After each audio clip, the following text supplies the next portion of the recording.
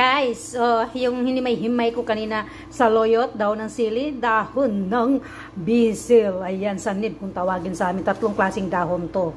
Tapos guys, syempre, ayan, kumulo na yung ating okra. Lahat yan sa bakuran. Nakikita nyo. Yan, lahat yan sa bakuran yan, guys. Oh, nakikita nyo yan. Ayan. Kaya pag may tanim, may aanihin. So, ayan, ating ilagay. Saan ko ba ipipwisto?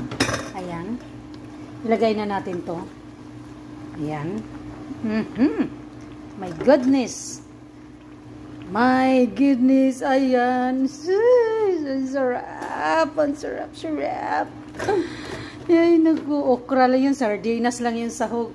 Ay, diba? Ang sarap-sarap niyan. Huwag kang mag-alala, Gracia. Titirhan ka namin. I miss you, Ems. I miss you, Ate Tess. Andito kami sa dati yung kalan. Ayan. I miss you, Ems. Be strong, Ems. I miss you so much. Be strong lang, ha? Love you. Ate Tess, love you. Miss you. Ayan.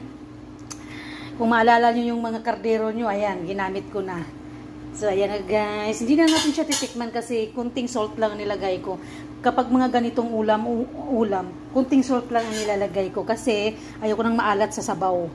Tapos, ayun, nakita nyo yung laki? Yan. Sa bakuran lang namin yan. Masisipag ang aming kasamahan. Nagtatanim siya sa mga kasama namin sa labas. Ayan, ang shrimp. Kain tayo. So, yun na. Luto na siya. Patayin na natin siya. Ayan. Ayan, patayin. Kain na tayo. Kakain kami. Pero hindi pa ako tapos. Magluluto pa ako ng tuyo. Para tierno. Kasi sardinas lang yung sahog niyan. O, diba?